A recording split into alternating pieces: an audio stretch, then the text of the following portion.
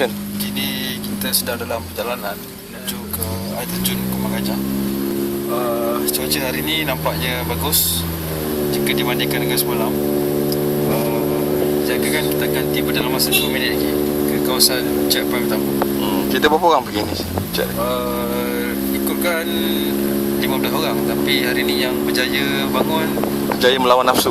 ya, 9 orang. 9 orang Sekian di mana? Okay.